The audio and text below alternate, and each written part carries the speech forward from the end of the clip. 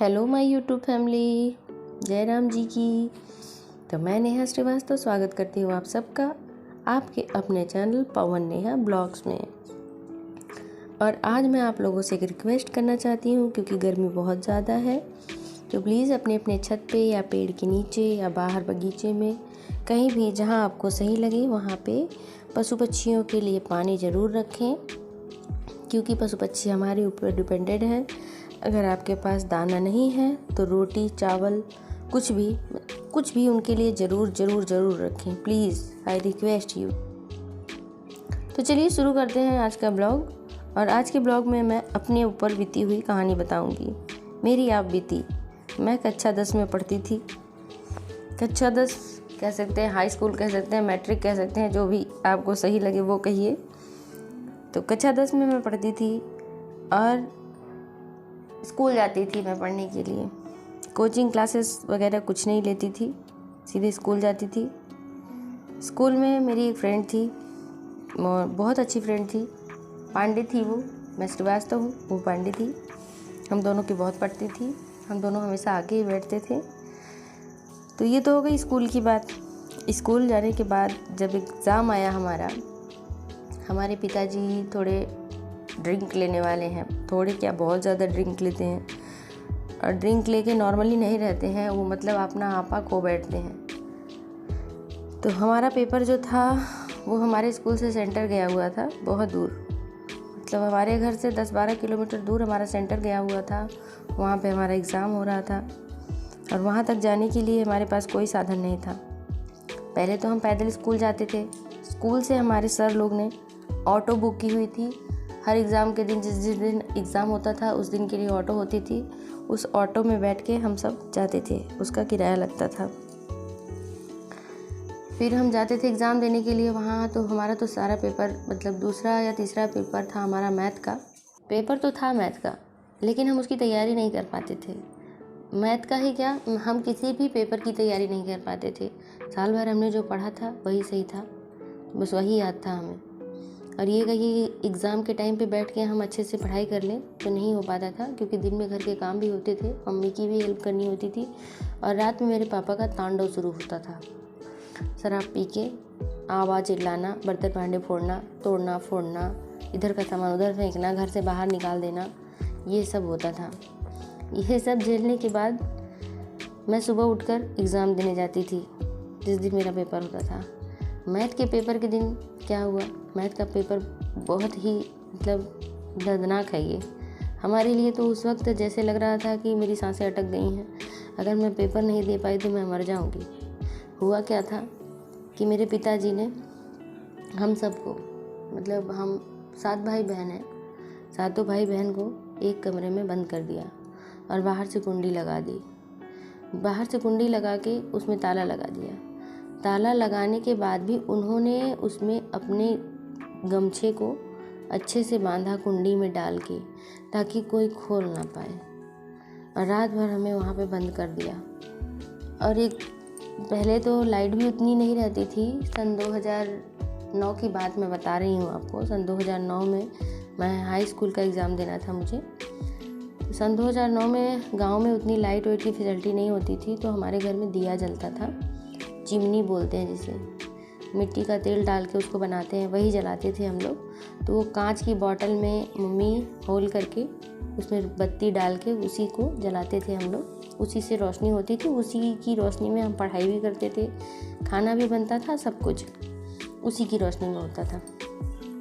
अब तो इतनी लाइट वाइट की फैसिलिटी है, इन्वर्टर है, सब कुछ है, तब भी बच्चे नहीं पढ़ पा रहे हैं और हम लोग वैसे पढ़े हैं। तो हुआ क्या कि हमारे पापा ने हमें बंद कर दिया और सुबह मेरा पेपर था। तैयारी तो कुछ नहीं हुई थी, लेकिन हाँ, जो पहले पढ़ रखा था उसी में थोड़ा बहुत तो याद ही रहता है, ऐसा तो है नहीं। लेकिन हाँ, 2-3 दिन 4 दिन से हमने मैथ की कोई तैयारी नहीं कर पाई थी, और मैथ हमारा थोड़ा वीक भी था और ऊपर से तैयारी भी नहीं थी। फिर भी मुझे एग्ज़ाम तो देना ही था, क्योंकि पास होना था मुझे। अब मैं करूँ तो क्या करूँ, हम तो बंद हो गए अंदर। अब रात भर टेंशन में मुझे नींद नहीं आई। अगर मैं सुबह एग्ज़ाम देने ना जा पाई तो क्या होगा। मुझे घर से 5 बजे निकलना होता था। 5 बजे मैं निकलती थी, स्कूल जाती थी, फिर वहाँ से हम लोग 5:30-6 बजे तक निकलते थे। तो सही समय पे एग्ज़ाम देने के लिए पहुंच पाते थे, क्योंकि 10 किलोमीटर दूरी पे था और ऑटो से जाना था तो टाइम तो लगता ही है, इसलिए बिफोर टाइम निकलना होता था हमें। तो अब क्या करें, पापा ने बंद कर दिया था। फिर हमने सुबह तक हमको नींद नहीं आई। मेरे पास एक फ़ोन था, कीपैड फ़ोन था। फिर हमने उससे फ़ोन किया अपने चाचा के पास जो हमारे बगल में रहते थे, उनके पास फ़ोन किया। हमने कहा चाचा खोलो, आज मेरा मैथ का पेपर है, मुझे देने जाना है। उन्होंने कहा बेटा कैसे खोलूँ, तुम्हारे पापा ना ताला लगा के और धोती से बांधे हुए हैं, उसको खोल नहीं पाऊँगा।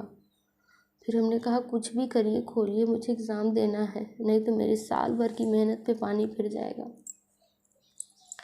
फिर वो आए किसी तरह डरते डरते, क्योंकि मेरे पापा की सबसे बड़ी गंदी आदत थी गाली देने वाली।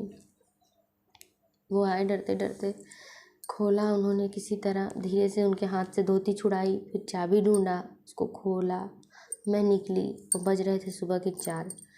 फिर मैं फटाफट नहाई धोई, मार्च का महीना था, नहाई वहाई और भाग गई। 5 बजे निकल गई। फिर मैं जाती थी अपने घर से निकल के यादव बस्ती में।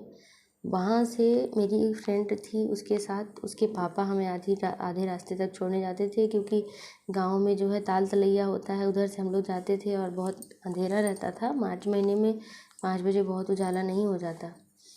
तो फिर हम उनके साथ जाते थे। वो थोड़ी देर हमें छोड़ते थे, हमारे यहाँ एक हॉस्पिटल है वहाँ तक हमें छोड़ देते थे, मतलब मेन रोड तक छोड़ते थे। उसके बाद हम वहाँ से पैदल दोनों बातचीत करते हुए निकल जाते थे।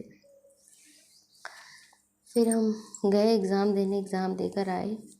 लेकिन वो दिन मुझे अब भी याद है कि मेरे पापा ने मुझे एग्ज़ाम देने नहीं दिया था। अगर उस दिन वो चाचा अगर आके ना खोलते तो मैं हाई स्कूल का पेपर ना दे पाती। फ़िलहाल मैं पास हो गई थी। बहुत ज़्यादा मार्क्स नहीं थे मेरे हाई स्कूल में, 66% थे मेरे, बट पास तो हो गई थी। यही खुशी है। ऐसे बाप किसी को ना दे भगवान। दूसरे के पिता को देखती हूँ कितना प्यार करते हैं, हालांकि प्यार तो वो भी करते थे, लेकिन करते थे क्या, करते हैं भी थोड़ा बहुत, लेकिन गाली बहुत देते हैं, मार पीट बहुत करते थे। अब तो बूढ़े हो गए हैं, अब उनका गाली देना मारना पीटना उन्हें ही उल्टा पड़ जाता है, क्योंकि बच्चे बड़े बड़े हो गए हैं। पहले सब डर के भागते थे, अब कोई डरता नहीं है, उनका वार उन्हीं पे भारी पड़ जाता है। तो मैं तो भगवान से बस यही मनाती हूँ कि ऐसे पिता किसी को ना दें। अच्छे ही हों सबके अच्छे पिता को देख के बड़ी मतलब अच्छा लगता है कि, और दुख भी होता है, काश मेरे पापा भी ऐसे होते, हमें इतना प्यार करते, बट ऐसा नहीं हुआ।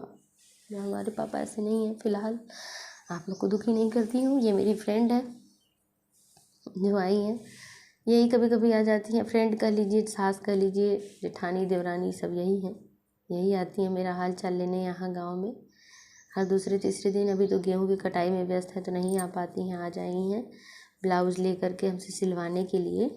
तो उसी का नाप जोख कर रहे थे हम, और उनसे बात भी कर रहे थे दोनों लोग बैठ के। उनकी बहू का ब्लाउज़ सिलना है मुझे, इसीलिए आई थी कि सिल दो। ये उनका नाती है, ये कह रहा है टीवी ऑन करो हम देखेंगे, तो बस उसी के लिए हम टीवी ऑन कर रहे हैं। टीवी ऑन करने के बाद कह रहा है रिमोट वो हमको दे दो, रिमोट मेरे पास रख दो, मतलब उसके पास रख दो, तो फिर वो इधर उधर कुछ पुच्छ करेगा।